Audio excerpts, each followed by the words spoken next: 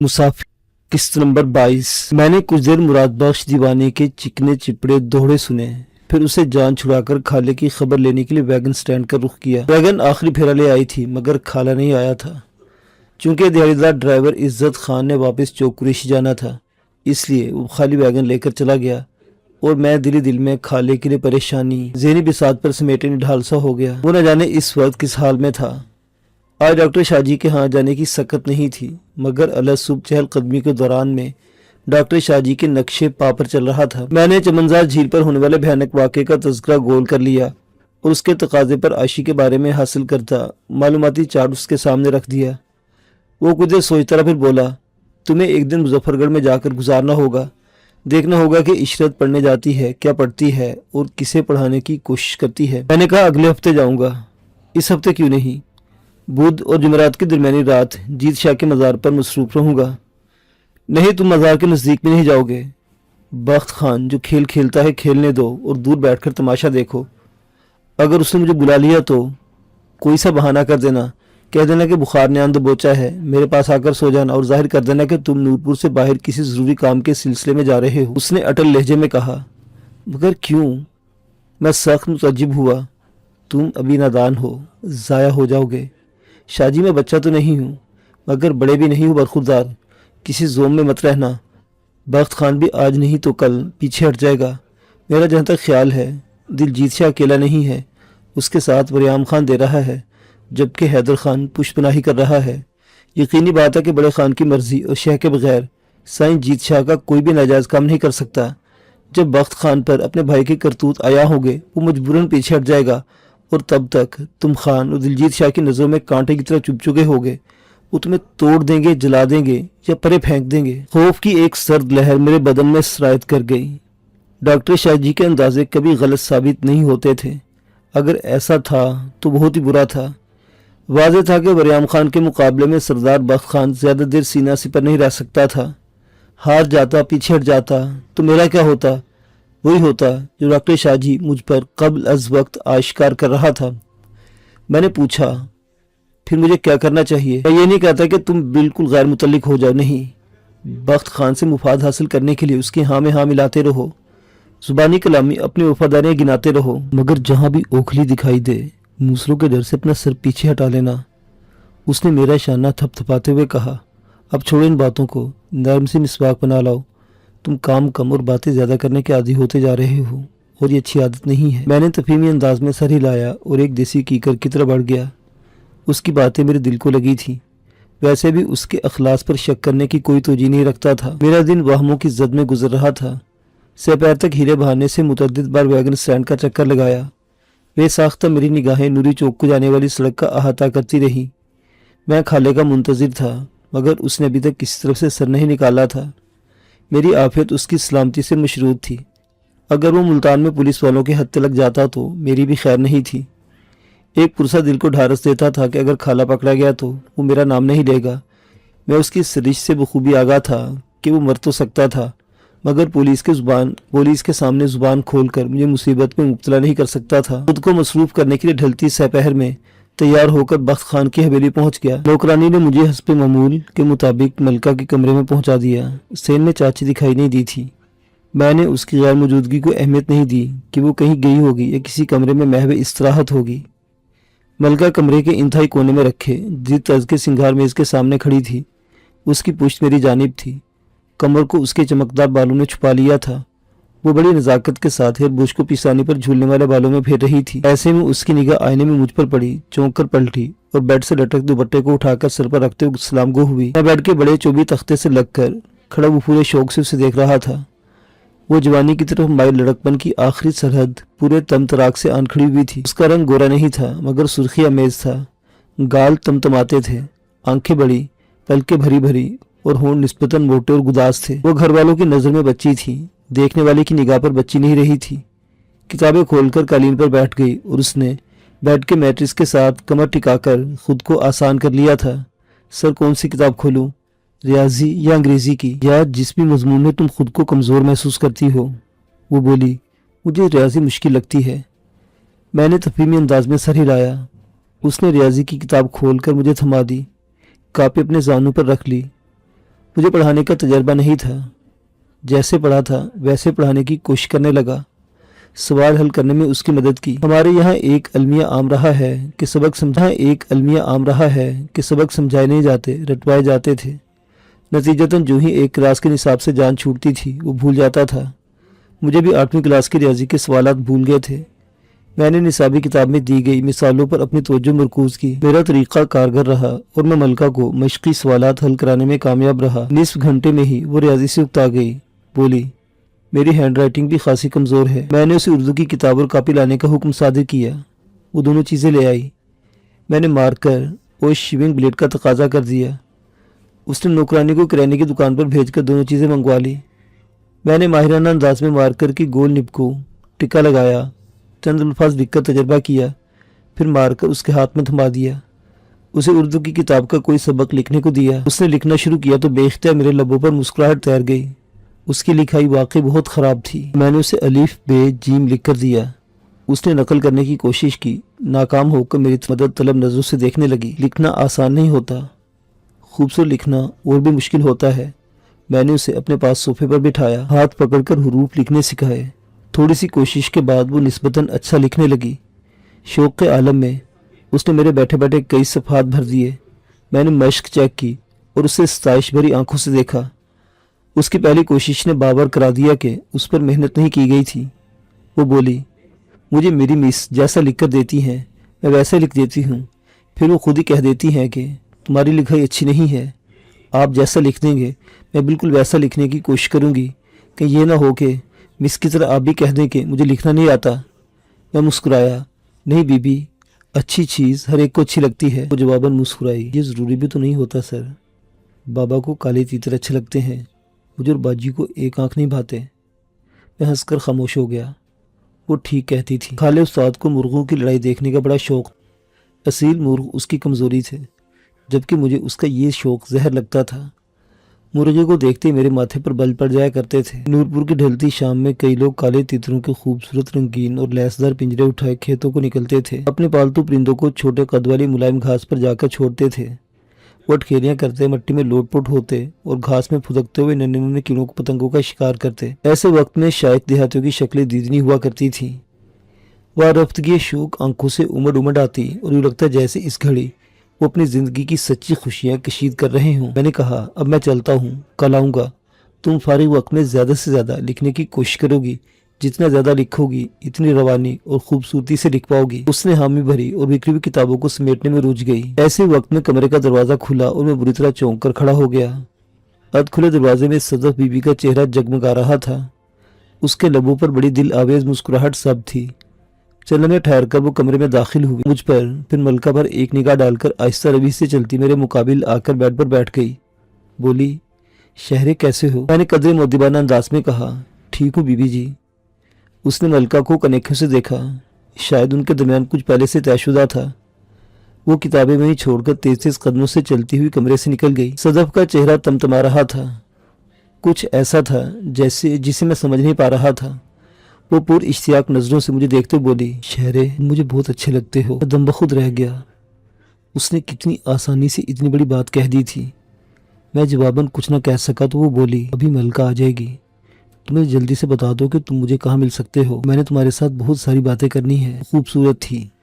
उसकी आवाज़ और लहजा उससे कहीं ज़्यादा खूबसूरत था, मगर उसके लबों से निकलने वाली बातें बहुत ख़तरनाक थीं। मैंने जल्दी से कहा, नहीं बीबी जी, बड़े खान को पता चलेगा तो वो मेरी खाल खींच लेगा। बाबा को पता नहीं चलेगा। उस सराइकी में बात कर रही थी। मैंने कहा, आप वो बातें मुझे रुक्के में लिखकर भेज दीजिएगा। नहीं, वो कतियत से बोली, तुम मुझे जगह बताओ।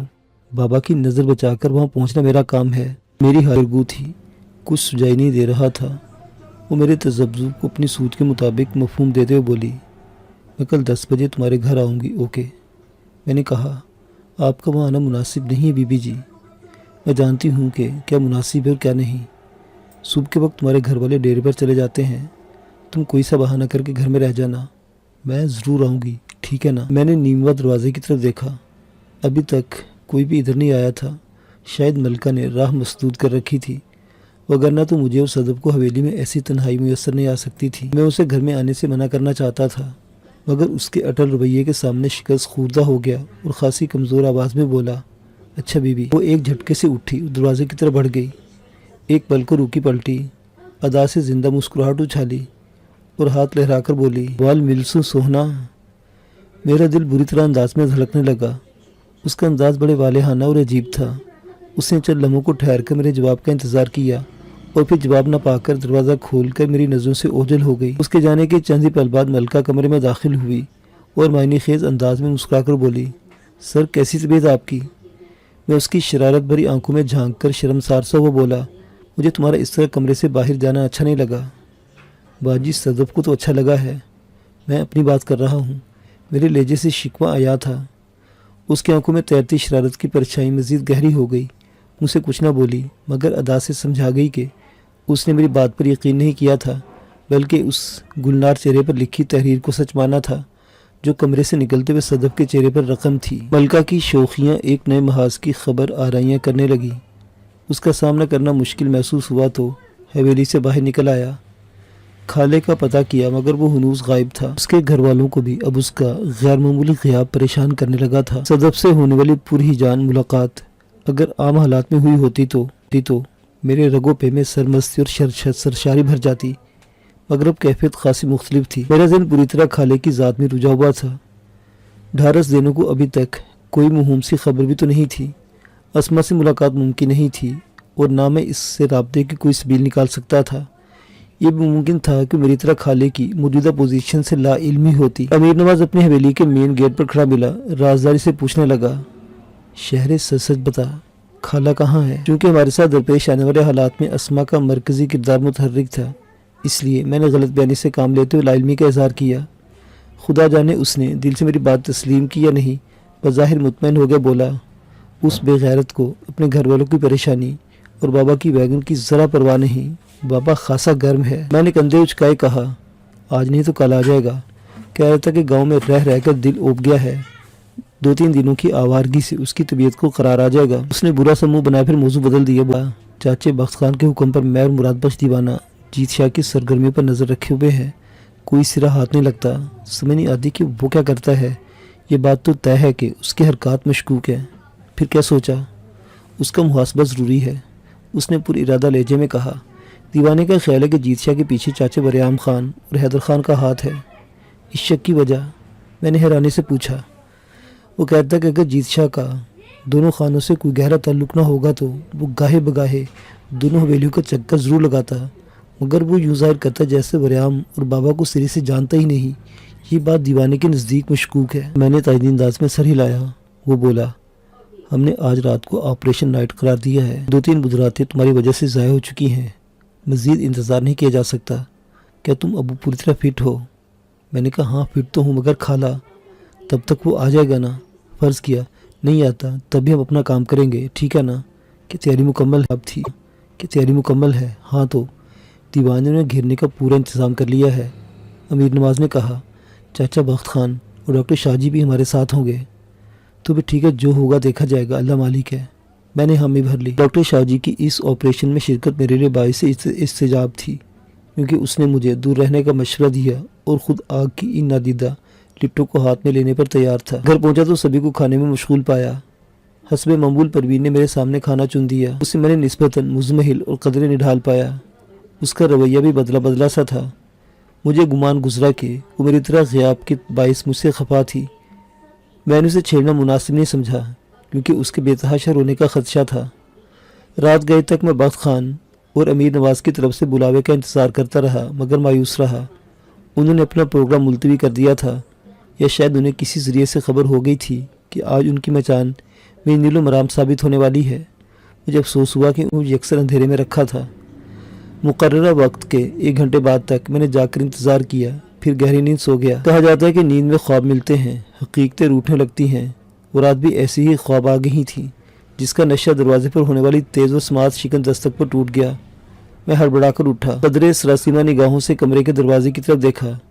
میرے گھر میں اتنی زوردار دستک دینے کا رواج نہیں تھا۔ میں ابھی بستر سے اٹھ ہی رہا تھا کہ دروازہ پھر دھڑدھڑایا گیا۔ ساتھ ہی چاچی کی چیختی آواز کانوں میں پڑی، اوے بدبخت اٹھ وانج، دیکھ تیرے لیکھ کتھا ون ستے ہیں، بدبخت بیدار ہو جا اور دیکھ تیرے نصیب سو گئے ہیں۔ اس کے ساتھ ہی چاچی کی چیخیں بتدریج بلند ہونے لگی۔ دروازہ کھولا تو وہ گرنے کسی انداز میں اندر داخل ہوئی اور میرے سینے پر 2 ہتھڑ مار کر بیان کرنے کے انداز میں چلانے لگی۔ میں حونقوں کی طرح ایک ٹک اسے دیکھ رہا تھا۔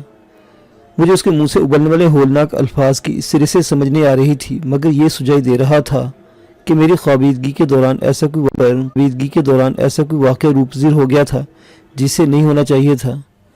میں نے چاچی کو باہوں میں بھر لیا، اس کے کندھوں کے اوپر سے کھلے سین میں دیکھا، کوئی نظر نہیں آیا۔ سورج نکلنے کو تھا۔ اس وقت تو گھر میں ریل بیل ہوا کرتی تھی۔ چاچی ہوش کر۔ اب ہوش کرنے کا کیا فائدہ؟ عزت کی چادر تار تار ہو گئی پتر۔ اس نے پھر سے سینے پر قوت سے 2 ہتھڑ مارا۔ میں لڑکھڑا کر پسپا ہوا، پھر خود کو سنبھال کر چاچی کو سنبھالنے لگا جو دم بخود بکھرتی جا رہی تھی۔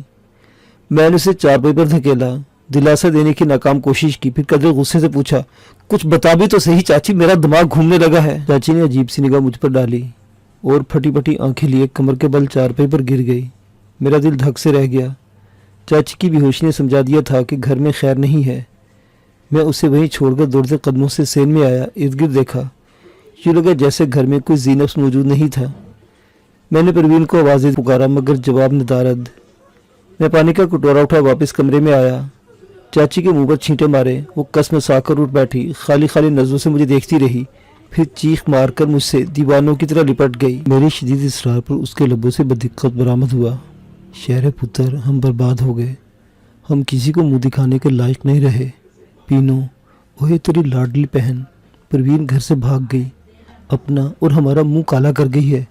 ہائے بھی میرے ربا، یہ دن دکھانے سے پہلے مجھے مار کیوں نہیں دیا تو نے؟ یوں لگا جیسے چاچی نے یک بار کی پگھلا ہوا گرم سیسا میرے کانوں میں انڈیل دیا تھا۔ دماغ پھٹنے کو آ گیا، آنکھیں بے یقینی کے مارے پھیل سی گئی اور کمرے میں موجود ہر چیز گھومنے لگی۔ میں نے اپنی پوری قوت سے چاچی کو جھنجھوڑ ڈالا۔ یہ کیا کہہ رہی ہو چاچی؟ جانتی ہو نہیں، میری پروین ایسا نہیں کر سکتی، تمہیں غلط فہمی ہوئی ہوگی۔ چاچی کی حالت پھر غیر ہو گئی، اٹک اٹک کر بولی، نہیں اللہ سونا جانتا ہے کہ میں جھوٹ نہیں بول رہی۔ ہائے میری بچی، یہ تم نے کیا کر دیا؟ وجہ طور پر اس کے اوسان خطا ہو چکے تھے۔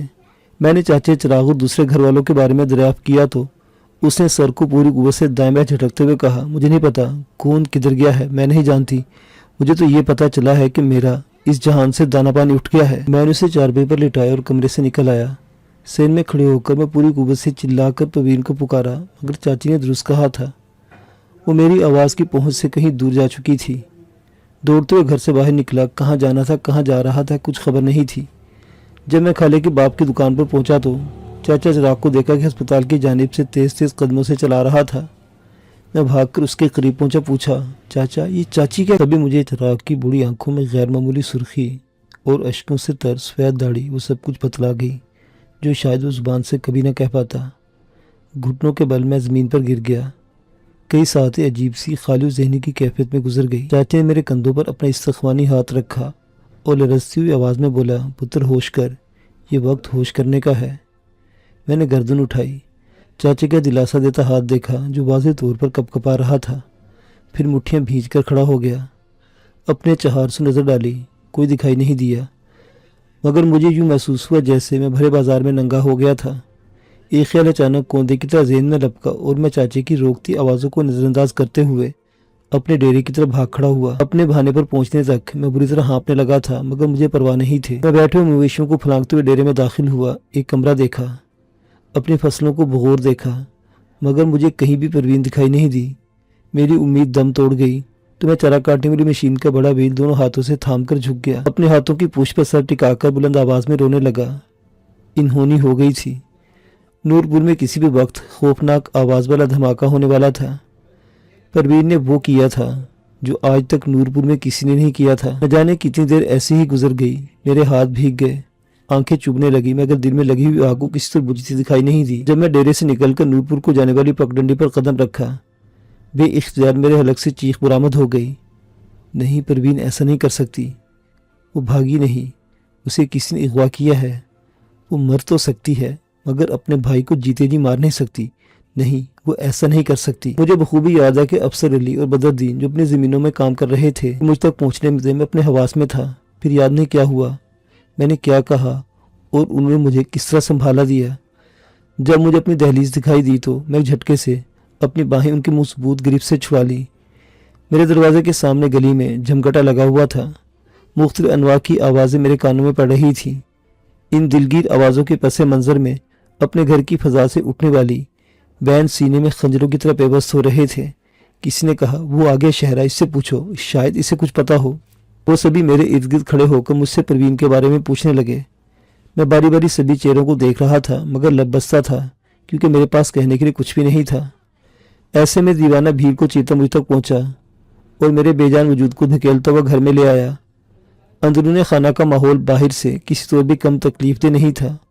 نور پور کی کم و بیش تمام عورتیں وہاں موجود تھیں جو ایک ہی وقت میں چاچی اور میری چچا زاد بہنوں کو دلاسا دے رہی تھی اور میں اپنے انداز میں اس انہوں واقعے پر رائے زنی بھی کر رہی تھی۔ دیوانہ مجھے گھسیٹتے کمرے میں لایا، دروازہ بند کر کے مجھے چارپائی پر بٹھاتے ہوئے نرم لہجے میں بولا، شہر حوصلہ کر، مصیبت آنی تھی سو آ چکی، اب دانش مندی اور دلیری سے اس کا مقابلہ کرنا ہوگا، رونے دھونے اور چیخنے چلانے سے کچھ ہاتھ نہیں آئے گا۔ میں نے اسے خشمگی نظروں سے دیکھ کر بے اختیار اس سے لپٹ گیا۔ اس قیامت آگئی گھڑی میں میرا دل چاہ رہا تھا کہ میں اپنے کپڑے پھاڑ دوں، ہر دکھائی دینے والی شے کو آگ لگا کر خاکستر کر دوں اور پاگلوں کی طرح دھاڑے مارتا ہوا نور پور کی گلیوں سے نکل جاؤں۔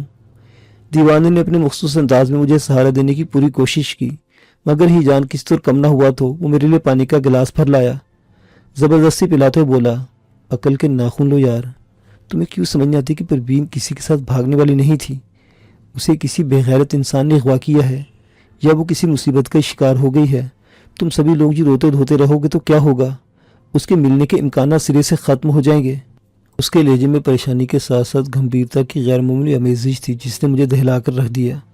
میں نے سوالیہ نظر سے دیکھا، وہ بولا، شہرے میں بالکل ٹھیک کہتا ہوں، وہ ایسی لڑکی نہیں تھی کہ اتنا بڑا اور انتہائی قدم اٹھاتی، اور نہ ہی اس کا کسی کے ساتھ افیئر تھا۔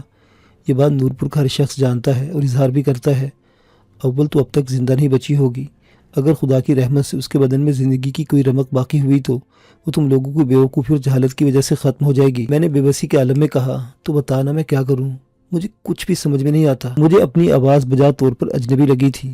وہ بولا، پانی پیو، اپنے آپ کو یقین دلاؤ کہ میں جو کچھ کہہ رہا ہوں سچ ہے۔ میں نے پانی کا ایک اور گلاس حلق میں اڈیلا۔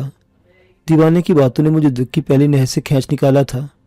میں نے امید بھری نظروں سے دیکھا اور کہا، دیوانے، کہ میری پروین مل جائے گی نا؟ اس نے میرے کندھے پر ہاتھ رکھا، تھوڑا دبایا اور پوری یقین لہجے میں بولا، ہاں شہرے، مجھے اپنے رب سونے پر پورا بھروسہ ہے، کوئی اس کا بال بھی بیکا نہیں کر سکتا۔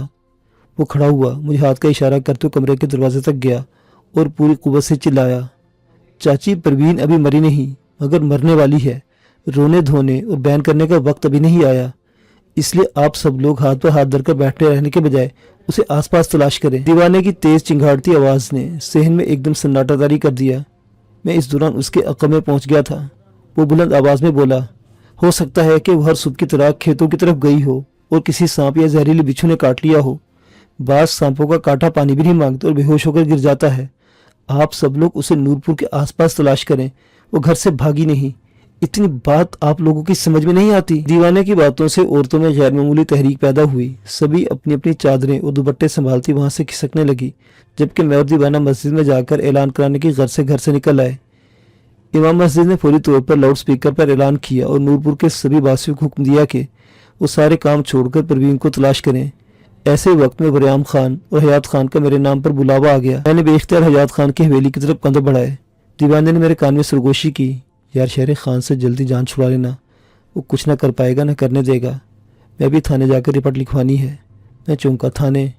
ہاں تو تمہاری بہن اغوا ہوئی ہے، اغوا کی رپورٹ لکھوانی پڑتی ہے، ہو سکتا ہے کہ پولیس اسے ڈھونڈ نکالے، وہ مجھے سمجھانے کے انداز میں بولا۔ انہی باتوں کے دوران ہم حیات خان کے دارے پر پہنچ گئے۔ وہاں بہت سے لوگ جمع ہو چکے تھے۔ میں نے چاچا چراغ کو حیات خان کے پہلو میں بیٹھ کر سسکتا دیکھا تو میرا دل کٹ کر رہ گیا۔ حیات خان اس کی گردن میں بازو حمائل کی تسلی دے رہا تھا اور حوصلے کی تلقین کر رہا تھا۔ مجھے دیکھتے میرے پیچھے چلے آنے کی اشارہ کرتے ہوئے چاچا چراغ کو ساتھ لے کر اپنے دارے کے خصوصی کمرے کی طرف چل پڑا۔ یہاں تھا کہ وہ تنہائی میں کوئی بات کرنا چاہتا تھا۔ دیوانہ برآمدے میں ہی رک گیا۔ میں اندر چلا گیا۔ حیات خان متفکر انداز میں پوچھ رہا تھا، چراغ خان، جتنا کچھ جانتے ہو بلا کم و کاس مجھے بتاؤ، ہو سکتا ہے کوئی راہ نکل آئے۔ چاچے اپنے تہبند کے پلو سے آنکھیں پونجی بھرائی آواز میں بولا، خان، ساری عمر کی کمائی کھو کھاتے ڈال کے چلی گئی، بتانے کو کیا باقی رہ گیا ہے؟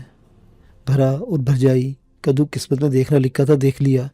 2 یتیموں کا بھار خدا نے مجھ پر لادہ اٹھا لیا۔ یہ بھار میری حیثیت سے بھاری ہے جو قدرت نے میرے کندھوں پر ڈال دیا ہے۔ 4 دن کی زندگی اب گزرتی دکھائی نہیں دیتی۔ سر جھک گیا ہے۔ دعا کرو کہ زمین جگہ دے دے اور میں لوگوں کی نظروں کے تیروں سے بچ نکلوں۔ چاچے کی حالت غیر تھی۔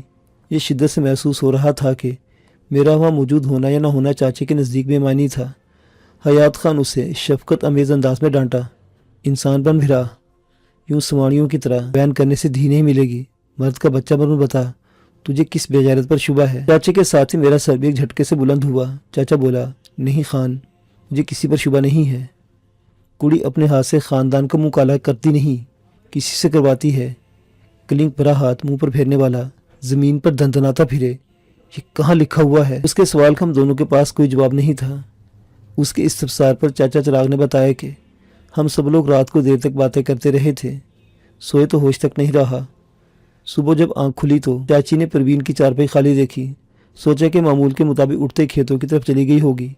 دل کو ایک کھٹکا سا لگ گیا کہ وہ سدا اپنی بہنوں کے ساتھ باہر جاتی تھی، آج اکیلی کیسے چلی گئی؟ پھر یہ سوچ کر دل کو تسلی دی کہ ممکن ہے اس نے دونوں کو جگانے کی کوشش کی ہو مگر وہ نیند سے بیدار نہ ہوئی ہوں۔ جب نصف گھنٹہ گزر گیا اور وہ پلٹی نہیں تو چاچی بے چین ہو گئی۔ دونوں بیٹیوں کو جگایا اور انہیں پروین کا پتہ کرنے کے لیے بھیجا۔ وہ کہیں نہ ملی تو چاچی بری طرح گھبرا گئی، ننگے پیروں گھر سے نکل کھڑی ہوئی۔ معمول کے مطابق جہاں پروین کو جانا چاہیے تھا وہاں موجود نہیں تھی۔ اس نے چراغ دین کو جگایا اور صورتحال سے آگاہ کیا۔ اس قضیے کو کوئی 1.5-2 گھنٹے گزر گئے۔ شانو نے پروین کا سامان چیک کیا، سوائے پہنے ہوئے لباس اور زیور کے سب کچھ موجود تھا۔ پروین گھر میں عمومی طور پر پہنی جانے والی نائلون کی چپل پہن کر گئی تھی۔ گھر میں کوئی کھٹپٹ نہیں ہوئی تھی اور نہ ہی گزشتہ ہفتہ بھر سے اسے کسی نے ڈانٹا تھا۔ ساری تفصیل کے بعد حیات خان نے باری باری ہم دونوں کو گھورا، ایک ہنکارا بھرا اور کہا، پھر تم لوگوں نے کیسے فرض کر لیا کہ وہ کسی کے ساتھ بھاگ گئی ہے؟ ہم دونوں سر جھکائے خاموش رہے تو دوبارہ گویا ہوا، وہ بچی ہے، نادان ہے، اس کا کسی سے کوئی عشق وشق کا معاملہ بھی نہیں ہے، پھر وہ کیسے کسی کے ساتھ رات کی تاریکی میں نورپور سے باہر جا سکتی ہے؟ میں نے شکست خوردہ سے انداز میں کہا، دیوانہ بھی یہ کہتا ہے کہ اسے کس نے اغوا کیا ہے یا اسے کسی زہریلے کیڑے نے کاٹ لیا ہے۔ پہلی بات دل کو لگتی، دوسری نہیں، کیونکہ اگر وہ کہیں گری ہوئی ہوتی تو اب تک اس کا سراغ مل چکا ہوتا۔ نورپور والوں نے فصلوں کا چپا چپا چھان مارا ہے۔ ایسے وقت میں خاص کمرے کے باہر ہلچل ہوئی۔ ایک دارے دار نے جھانکا اور مؤدبانہ انداز میں کہا، خان جی باہر پولیس آئی ہے۔ نکا تھانے دار آیا یا بڑا؟ کریمہ پاولی آیا ہے جی، اس کے ساتھ 2-4 سپاہی بھی ہیں۔ تم کریمی کو اندر بھیج دو، باقی لوگوں کو ساتھ والے کمرے میں بٹھا کر چائے پانی کا بندوبست کرو فٹافٹ۔ چاچے چراغ کی پیشانی عرق آلود تھی، حالت بہتر نہیں تھی۔ وہ پولیس والوں کی وردی دیکھ کر ہی سہم جایا کرتا تھا، جبکہ آج سامنا ہونے والا تھا۔ اٹھنے کی تیاری کر ہی رہا تھا کہ چوڑے چکرے سینے والا وردی پوشندہ داخل ہوا، سیدھا حیات خان کے پاس پہنچا، مؤدبانہ انداز میں مصافحہ کی اور بولا، خان جی تھوڑے پنڈ کو کہیں دشمن دی نظر لگ گئی ہے سہی؟ حیات خان کے ماتھے پر بل پڑ کے بولا، ہاں جڈن بھی آسیں بھوکیندہ آسیں، کچھ جادو منتر پڑھ منٹ مار سے ساڑی دھی رانی کو گول کاڑھ، نہیں تا اساں مردے ہاں۔ کریم پاولی کا اصل نام کریم بخش تھا۔ وہ بہت تیز ترار اور شاطر دماغ شخص تھا، دونوں ہاتھوں سے عوام کو لوٹتا اور پلو بھی پکڑنے نہیں دیتا تھا۔ اس وقت بھیگی بلی بنا حیات خان کے سامنے بیٹھا جی کر رہا تھا۔ رسمی چائے پانے کے بعد حیات خان اور چاچا چراغ پولیس والوں کی میت میں موقع ملاحظہ کے لیے روانہ ہو گئے، جبکہ میں اور دیوانہ حویلی سے نکل کر کھالے کے ویگن سٹینڈ میں آ کھڑے ہوئے۔ دیوانہ بولا، شہرے تم نے ناشتہ کیا ہے کیا؟ ناشتے کی کسر باقی ہے؟ وہ بولا، آؤ چل کر روٹی کھائیں، آتما میں کچھ پڑے تو پرماتما کی سوجتی ہے۔